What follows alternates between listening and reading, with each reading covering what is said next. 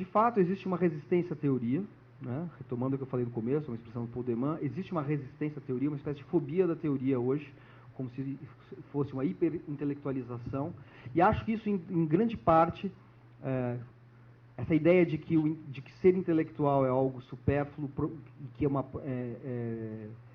intelectual é alguém que está achando pelo em ovo, essa ideia bastante fascista, na minha opinião, de que achar que as coisas são transparentes, elas são dadas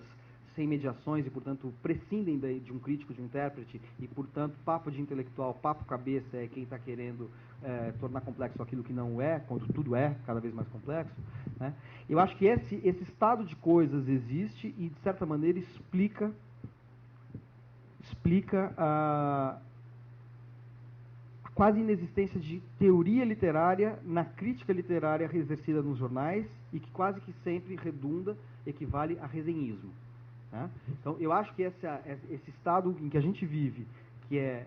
esse momento do imaginário social, que é anti-intelectual por excelência, explica o fato de que a teoria literária esteja confinada nas universidades e que a crítica literária que se exerça nos jornais é quase sempre a resenha. Porém, existe uma outra hipótese que não elimina essa, que é também o fato de que, em grande parte, a produção contemporânea perdeu um pouco do grau de complexidade que a caracterizou no século XX, basicamente até os anos 80, no século XX, aquela complexidade que justificava os grandes discursos teóricos.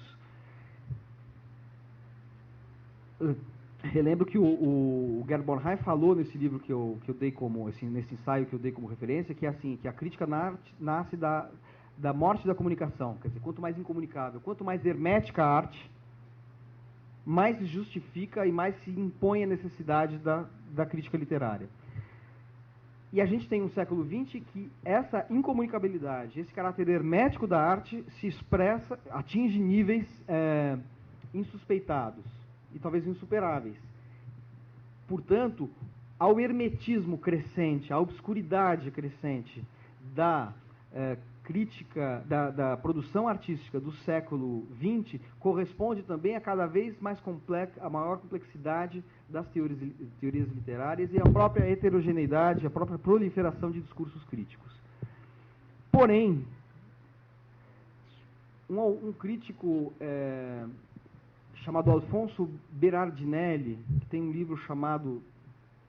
da Poesia à Prosa, se não me engano, publicado pela Cossack Naif, que é um livro muito interessante. É um crítico que é um outsider, ele era da universidade, não sei qual universidade na Itália, e ele, por conta de algumas reflexões como essa, ele acabou sendo expulso e agora se escreve em jornais. Ele tomou o caminho contrário, ele é um crítico acadêmico que migrou para os jornais, mas ele está tentando restaurar o jornal esse sentido crítico. E ele diz o seguinte, uma coisa muito provocadora. Ele fala que a obra de arte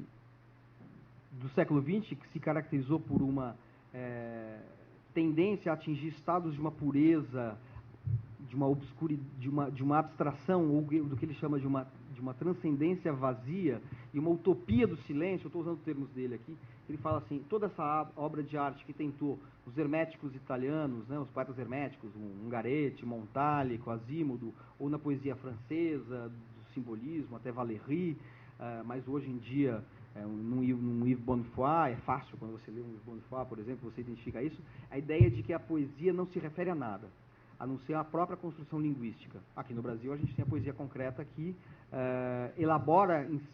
se elabora em cima dessa ideia de que o referente primeiro da poesia é a própria linguagem, é a própria poesia. Né? Escrever sobre escrever, o futuro de escrever, né? Tem aquela passagem célebre do Galáxias do Haroldo de Campos, a gente pode dar inúmeros exemplos aqui sobre essa autorreferencialidade da poética e da arte no século XX. Ao ponto que, diz o Alfonso Berardinelli, isso aí virou um jargão do hermetismo, um jargão da incomunicabilidade. O momento em que essa incomunicabilidade,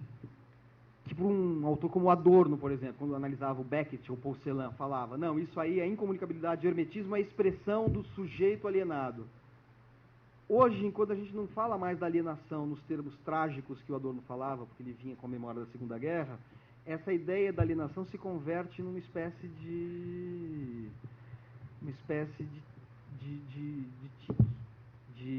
jargão, em algo que fica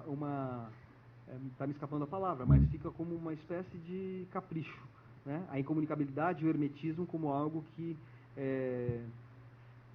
confere uma certa excelência ao poeta porque ele está se referindo a uma tradição que remonta a Mallarmé e chega até, enfim, Valéry e Ungaretti, mas que na verdade se converte num jargão, porque já não tem mais, não responde mais àquela condição do homem alienado que o Adorno identificava nesses autores, ele identificava num Paul Celan, num Beckett. Então, quando o Alfonso Berardinelli fala que a obra de arte moderna, a poesia moderna, se transformou num jargão da incomunicabilidade, significa que a obra de arte perdeu aquele caráter incomunicável que o Gerd Bornheim identificava na origem da crítica. E se ela deixou de ser tão incomunicável, ou se a incomunicabilidade dela é uma incomunicabilidade vamos dizer, de mercado, ela não é uma incomunicabilidade autêntica, digamos assim, daí não se justifica mais a crítica, porque a crítica vai ficar simplesmente decodificando obras de arte cuja incomunicabilidade é postiça. É uma hipótese muito desalentadora do Berardinelli, mas eu acho que ela não colide com a hipótese também do anti-intelectualismo que perpassa as relações sociais atuais. De qualquer maneira, são tendências, e aqui a tentativa de identificar essa situação da crítica que eu faço, contextualizando num percurso grande, como vocês viram,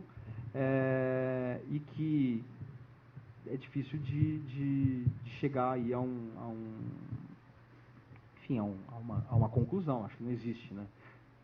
Se a gente demorou tanto tempo para entender o processo todo de surgimento da crítica, de todos os discursos ao longo de tantos séculos, a situação tão recente não vai ser resolvida aqui nesse sábado agradável e ensolarado na PUC.